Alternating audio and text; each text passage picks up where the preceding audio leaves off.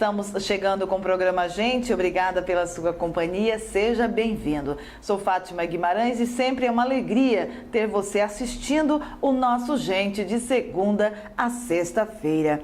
Vamos falar um pouquinho da tua saúde, de prevenção, qualidade de vida, é o que nós buscamos sempre. E eu bato sempre nessa tecla para a gente realmente deixar aqui na mente, qualidade de vida, prevenção, prevenção, prevenção, né? Mas depois da coisa já com problema, a gente tem que cuidar, a gente tem que ter profissional ao nosso lado. A partir de agora, eu te apresento a Gastromédica Instituto Castelã. Eu converso com este profissional que faz parte do nosso programa. É um privilégio conversar com o Dr. Castelã, João Debona Castelã, cirurgião bariátrico, tem uma equipe fabulosa e faz a diferença na hora da cirurgia, na hora do atendimento. Em equipe, ele é sensacional. Doutor, como é que está? Tudo bem? Tudo bem, Fátima. Prazer estar novamente no teu programa. Igualmente. Falando com o teu público. A maioria das cirurgias curativas estão indicadas para tratar os tumores localizados na cabeça do pâncreas. Vamos falar sobre isso um pouco? O pâncreas é um órgão importantíssimo, né? E ele fica numa localização, a sua anatomia, que tem uma relação direta assim, com o duodeno, com grandes vasos, né? Com a primeira porção do intestino delgado e com uma parte do abdômen que é chamada de retroperitônio. Então, ele está por trás do peritônio. A cirurgia do pâncreas, ela, quando é um tumor ou uma afecção, digamos assim, do meio do pâncreas em diante do corpo ou da cauda do pâncreas, ela não é tão complexa, mas sempre que é na cabeça do pâncreas, que é onde aparece a maior parte das patologias do pâncreas, ela implica em que se tire também do duodeno, uma parte do estômago, o início do intestino delgado, e que tenha que fazer uma secção do canal biliar. Então, isso implica num grande número de anastomoses, ou seja, de novas uniões, por exemplo, entre o pâncreas e o jejuno, entre o estômago e o intestino com a via biliar, e às vezes ainda mais alguma nova união entre as estruturas para que haja o trânsito normal dos alimentos e das secreções biliares e do pâncreas. Isso caracteriza então uma cirurgia de muito grande porte e que até alguns anos atrás ainda é feita por via aberta, ou seja, com grandes incisões no abdômen. O que surgiu inicialmente na videolaparoscopia para doenças do pâncreas foi mais para diagnóstico, ou seja, olhar dentro da cavidade e fazer uma biópsia, uma coleta de material para diagnóstico. Depois vieram cirurgias de caráter paliativo, assim, aquelas que se fazia apenas para aliviar o problema, né? E posteriormente houve um avanço, então, partindo para as grandes cirurgias, como a maior de todas as cirurgias do pâncreas, que é a gastrododenopancreatectomia. Esse nome é para significar que se mexe em todas aquelas estruturas que eu citei anteriormente. Essa cirurgia ela é feita ainda em poucos centros. Aqui no Brasil são poucos locais. Aqui em Criciúma nós temos, que até o meu conhecimento recente, nós temos 9 casos feitos. O Leandro foi o primeiro a fazer, o Leandro Nunes, e depois eu tive alguns casos também. E nós tivemos um resultado muito bom, né? Em termos de recuperação do paciente e pela qualidade que se dá a algumas partes dessa cirurgia quando ela é feita por via laparoscópica. Olha, claro que eu particularmente não entendo. Obviamente você também, que está nos assistindo, somos leigos no assunto, por isso que o Dr. Castelã está aqui, para estar detalhando minuciosamente. A Gastromédica Instituto Castelã está na cidade de Criciúma, no Centro Médico São José. Vamos falar dela, um parâmetro geral, o que ela faz? Bom, a nossa clínica nasceu como somente atendimento na área de cirurgia, né, que é a minha especialidade, cirurgia geral, videocirurgia e cirurgia bariátrica, ou de obesidade. E, posteriormente, fomos agregando outros profissionais. Então, nós temos nutricionistas, né, temos psicólogos associados à clínica, que participo da avaliação e acompanhamento principalmente de pacientes de cirurgia bariátrica, geriatra, né? Já teve entrevista contigo, que é o Dr. André. Dr. Emílio também. O Dr. Emílio, que é gastroenterologista, e a doutora Josiana, que é clínica médica com atuação na área de endocrinologia. Então, com isso, nós estamos conseguindo dar solução e dar atendimento à maior parte dos casos dos pacientes que nos procuram. Mas o foco principal, é claro, continua sendo a cirurgia geral e a cirurgia por vídeo, cirurgia de obesidade. Mas nós não podemos prescindir nunca do trabalho altamente qualificado desses profissionais, já que hoje, em grande número de casos, o paciente necessita de um atendimento multiprofissional. O pâncreas, ele está localizado atrás do estômago. A pessoa que está em casa nos assistindo neste momento não precisa entender disso, né, doutor? O que ela precisa ter para ter qualidade de vida? Bom, a qualidade de vida, como você citou corretamente na abertura do programa, envolve prevenção, né? Em relação aos tumores do pâncreas, os que mais preocupam naturalmente são os de caráter maligno, o paciente deve ter cuidado. Se começar a ter emagrecimento sem causa nenhuma aparente, sem estar fazendo nenhuma dieta, né? E de repente tem uma perda de peso inexplicável, pode ser uma manifestação. O paciente pode ter um amarelão nos olhos, né? Digamos, a esclera, a parte branca do olho, possa ficar amarelada. Pode ter urina escura, normalmente se compara com refrigerante tipo Coca-Cola, um chá escuro, né? E eventualmente fezes muito claras, né? Pode ter dor abdominal, né? E esses são os sintomas mais frequentes. Em termos de prevenção, então o paciente deve procurar atendimento assim que tem esses sintomas. E em termos de prevenção, a doença câncer de pâncreas está associada com obesidade, existe alguma associação com o tabagismo, né? E o sedentarismo. Esses são alguns fatores conhecidos já como associados a essa doença que infelizmente, ainda em muitos casos, quando se faz o diagnóstico, ela já é avançada. Mas sempre se consegue trazer algum benefício ao paciente. Isso tem idade, doutor? Olha, é mais comum em pacientes na faixa dos 50, 60 anos, né? Ou um pouco mais. Pacientes abaixo de 50 anos é incomum, mas também existe. Nós sempre falamos, o doutor sempre fala sobre a prevenção e tudo mais, mas a sociedade como um todo, ela está se cuidando, ela está saindo do sedentarismo ou ela está deixando para amanhã? Não, eu acredito que as pessoas estão se cuidando mais, em termos de qualidade de alimentação, né?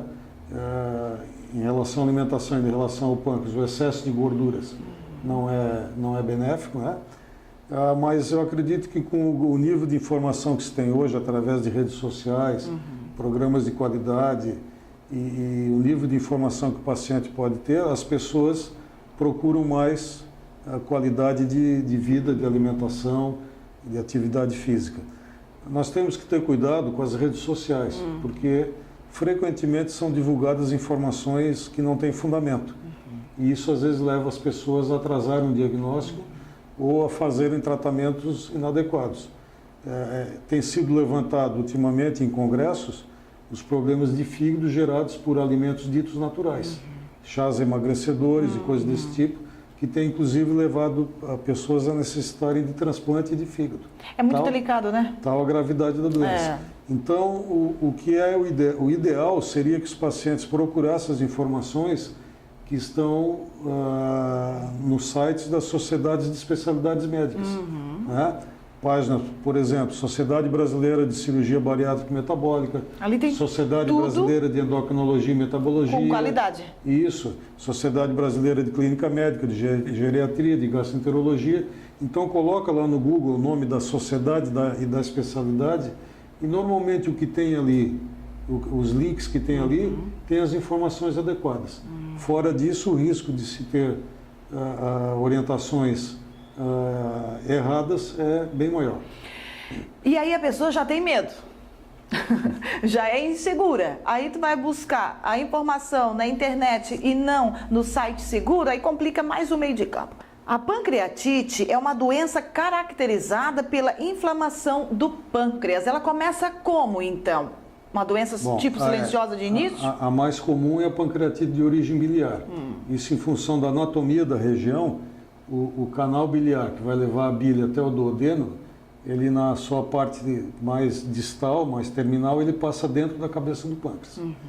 Então, e junto com ele, praticamente junto, sai o canal pancreático, que é muito fino, né? Se quiser uma comparação bem simples, uma carga de caneta Bic, menos da metade daquele calibre, é o canal pancreático. Então, um cálculo que impacta na saída, que tranca na saída do canal biliar, ele acaba ocluindo também a drenagem do suco pancreático. E aí ocorre uma série de reações que agridem a estrutura do pâncreas e inflamam o pâncreas. Felizmente, na maior parte dos casos, é leve, mas há casos que evoluem com gravidade. Além disso, pode haver pancreatite por excesso de alimentação e do abuso do álcool, né? São as pancreatites agudas. Menos comuns, autoimunes, doenças autoimunes, ou também por alguns medicamentos, o abuso de alguns medicamentos. E existem as pancreatites crônicas, em que a mais citada é aquela do alcoolista crônico, que se incomoda bastante porque ele vai ter dor abdominal de difícil tratamento. E a solução por cirurgia nem sempre é melhor. E tanto a pancreatite aguda, ela pode melhorar da pancreatite e na evolução formar uma outra doença que é o pseudocisto de pâncreas. Forma uma coleção, uma massa, que se não regredir com a evolução e o tratamento, pode necessitar de cirurgia. E nós temos aqui vários casos operados também por videolaparoscopia. Olha, doutor, eu vou dizer uma coisa para a excelência. Tem que estudar.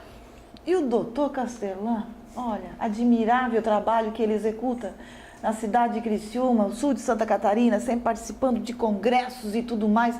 Olha, elogiável trabalho. Porque é dom, né, doutor? Isso é... Eu não sirvo para isso, né? É bom, é prazeroso. Eu estou aqui para entrevistar o doutor, eu não sirvo para isso. A gente pode testemunhar que nós temos aqui uma pleiade, um número muito grande de colegas que fazem um trabalho de altíssima qualidade, estão sempre interessados na atualização e proporcionando o melhor possível aos pacientes. Mas, doutor, é dom? Eu digo que é dom mesmo, porque tem que ter coragem, né? Bom, vontade. A coragem persistência, né? Porque uma certa obsessão por algumas coisas e sem trabalho, sem dedicação, o progresso não vem. O profissional nesta área, ele tem que ser calculista, ele tem que ser frio diante de uma situação tão delicada, às vezes, com o paciente. Temos situações de bastante estresse porque temos que tomar decisões rápidas, né? Muitas vezes hoje, com um armamentário que se tem de exames, de possibilidade de investigação, se pode resolver mais adequadamente várias coisas. Mas, falando em trabalho, Criciúma é uma cidade que se caracterizou sempre pelo empreendedorismo, né? Sim. Quem conhece um pouquinho da história da cidade sabe como do praticamente nada no meio de uma selva saiu essa cidade pujante e maravilhosa que nós vivemos. Isso por quê? Por uma, digamos, nesse momento que me ocorre dizer, por uma obsessão pelo trabalho. Quem progrediu aqui foi porque se dedicou ao trabalho, né? E é maravilhoso, assim, conversar com o doutor, e eu sei de tudo um pouquinho, né? Cada profissional que eu entrevisto, a gente acaba sabendo de tudo um pouquinho. E repassar isso para você é tão importante para que você tenha realmente qualidade de vida. Sair do sedentarismo é o primeiro passo. Nós vamos a um rápido intervalo, daqui a pouco a gente continua o bate-papo com o doutor Castellan, João Debona Castellan.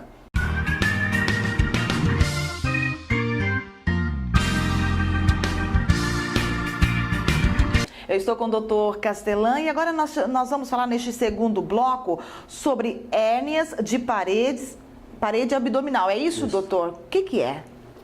Bom, a hérnia é um termo que, usado dessa forma, a maioria das pessoas entende o que é. Normalmente vai se expressar por um abaulamento, um aumento de volume, né? A hérnia mais comum é da virilha, da região inguinal, a hérnia do umbigo, né? Não vou falar sobre hérnias em crianças, que não é jamais a minha área. Nós temos aqui excelentes cirurgiões pediátricos aí para debater esse assunto no teu programa, mas as hérnias do adulto são bastante comuns. Então a hérnia da virilha aparece como um abaulamento na virilha, que normalmente a pessoa, quando deita, nota que ele reduz, ou ela com uma manobra manual coloca de volta para dentro da cavidade, né? E que normalmente vai causar dor. O que se deveria prevenir nesse aspecto? é evitar que a hérnia fique com um volume muito grande. E por que surge? Porque existe um defeito, uma fraqueza na parede abdominal, né?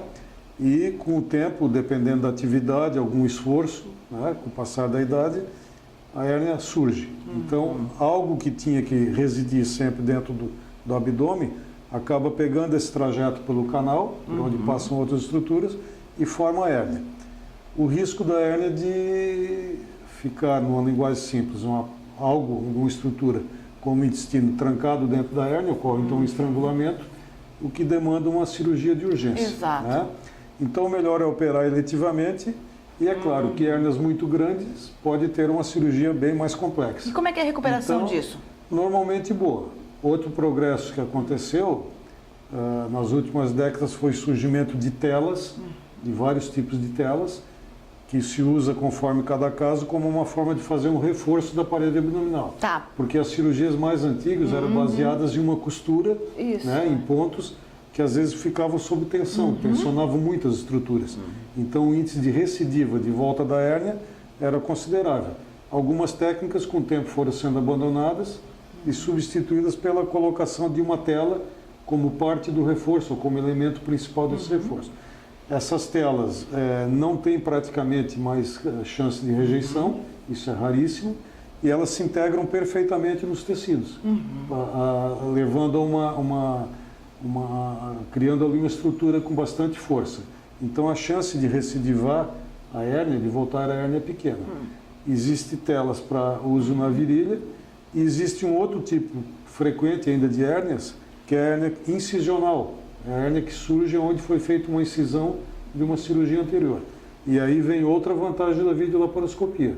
Na videolaparoscopia nós fazemos cortezinhos pequenos de meio a 1 centímetro, que praticamente não abre a musculatura, então é raro uma hérnia em um desses orifícios, ao passo que nas cirurgias abdominais por via tradicional, por via aberta, temos que fazer incisões às vezes de 20, 30 centímetros. Então... Abrir várias estruturas, isso cria um ponto fraco, mesmo que bem cicatrizado, em que mais cedo ou mais tarde pode aparecer uma hérnia. Pois é, delicado. Nós estamos destacando sobre hérnias da parede abdominal. Muito delicado. Você passou já por isso? Você fez com cirurgia aberta? Existe as correções. Qual é o mais seguro, então? Bom, sendo possível a cirurgia por videolaparoscopia, considerando o tipo de hérnia, tamanho da hérnia, a condição clínica do paciente, por vídeo tem vantagens. Não é isenta, não está descartada a chance de uma recidiva. Quer dizer, a técnica que garante que em 100% dos casos não possa voltar uma hérnia ainda não existe. Só para se ter ideia, se tem no Brasil um congresso anual só para discutir hérnia, porque surgem novas técnicas, novas possibilidades, novas maneiras de fazer aquele procedimento, novas abordagens, e isso se vai aplicando, tentando melhorar cada vez mais os resultados. Existiam técnicas há 25 anos atrás, aproximadamente, que era das mais usadas, que tinha recidiva, ou seja, a volta da hérnia, em 10 a 30% dos casos. Hoje nós trabalhamos, dependendo do tipo de hérnia e da técnica, em 0,5%, 1%, 5%. Ah, porque é muito então, delicado, né? houveram grandes progressos. E ninguém merece. Na verdade, o pós, né, a pós-cirurgia, existe todo um cuidado. Depois da cirurgia, quanto tempo de recuperação mesmo? Bom, uma cirurgia de hérnia inguinal da virilha, se é um trabalhador que trabalha com serviços pesados, normalmente entre 60 dias em média. Sério? 60 dias em média sem atividade que demande esforço. Na cirurgia por vídeo, se consegue com menos tempo, 30 dias, 15 dias. Se é uma pessoa que não tem atividade braçal, digamos, né, de muito esforço, quem tem serviço, escritório, empresa, outras atividades menores, às vezes trabalha dentro da primeira semana. Olha, as hérnias mais frequentes são as localizadas na virilha e no umbigo, como o doutor falou. Estão entre as mais frequentes. Outras aparecem em locais já operados, as chamadas hérnias incisionais, como o doutor falou. E aí, então, a melhor opção é a cirurgia, neste caso. Não existe medicação, né? As pessoas às vezes usam cintas abdominais, cintas elásticas. Porque ele é saliente, né, doutor? Saliente. Então a pessoa percebe porque tem essa saliência, né? Normalmente o paciente vem ao consultório, diz que notou uma hérnia, ou notou um abalamento. Se faz o diagnóstico, basicamente visualmente com exame físico, com palpação. Essa é uma doença que não depende de exames de imagem, né? Raramente é necessário um exame de imagem. Em grandes hérnias incisionais, ventrais, em cortes grandes de cirurgias anteriores, às vezes se precisa, por exemplo, de uma tomografia para avaliar melhor o quanto de conteúdo que era para estar dentro do abdômen está fora, que depois tem que ser recolocado dentro. Isso pode mudar a técnica cirúrgica. Mas, habitualmente, as hérnias comuns da virilha, de umbigo e hérnias incisionais menores, não é dispensável o exame de imagem. Tanta coisa, né? A caixinha de surpresa do nosso corpo, né? Isso. Doutor, é tanta coisa, tanta informação, mas você entendeu? Tá aí o telefone, o endereço da Gastromédica Instituto Castelã para você entrar em contato, para você ter maiores informações a respeito. O telefone tá aí na tela para você. É isso aí, né? Meio assustador, mas não. Precisamos buscar essas informações precisas, né? Isso. Existe as hérnias de hiato, né? Que são na passagem, na transição do esôfago para o estômago, que é um assunto amplo também que se pode conversar em outra ocasião. Mas é sempre um prazer estar aqui e dividir esse tempo, esse espaço aqui com você e os telespectadores. Se para mim já dá um calorão de saber todas essas informações, imagina para quem realmente está passando por tudo isso, né, doutor? Porque as pessoas têm receio, têm medo. Mas é importante a avaliação pré-operatória, porque se conversa com o paciente, se tira as dúvidas, se deixa o paciente à vontade.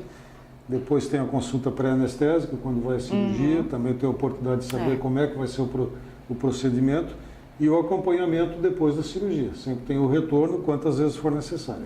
Doutor, foi dada todas essas informações. Quem está nos assistindo aprendeu mais um pouquinho, ficou esperto, já vai entrar em contato para buscar esta prevenção, né? Isso, nós estamos à disposição, tanto do teu programa como dos pacientes que quiserem nos dar o prazer da sua confiança. Muito obrigada pela sua presença aqui no Gente. Obrigado. Nós ficamos por aqui, obrigada pela sua companhia e até mais.